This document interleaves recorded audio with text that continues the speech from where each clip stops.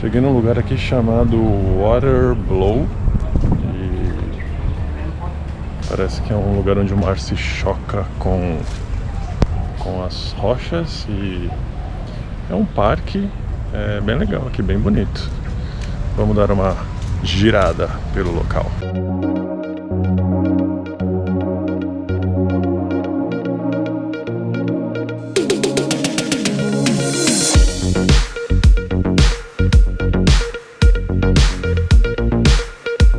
Esse monte de saco de areia aí para segurar a força do mar, porque olha só o que o mar fez em algum momento recente.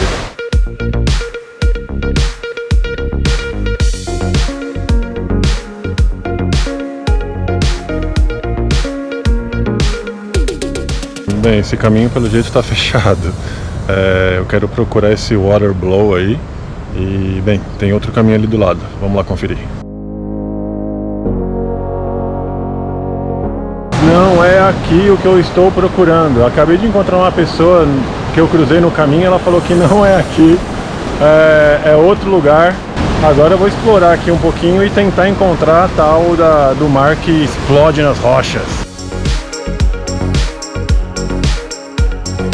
Eu descobri que eu estava ali, né? Naquela península. Eu estava naquela península e ali é a península errada. Eu tenho que ir para aquela península ali, ó.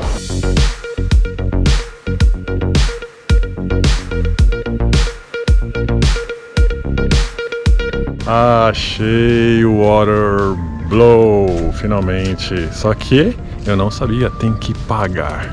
Quanto será que é para pagar? Quanto será que é o ticket? Bem, o ingresso foi 25 mil rupias indonesianas, 2 dólares e 50 australianos. É um preço bem acessível, né?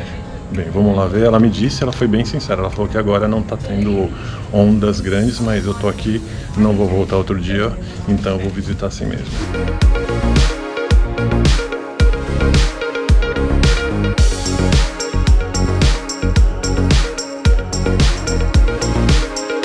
A maré tá muito baixa aqui, não tá tendo quase choque nenhum.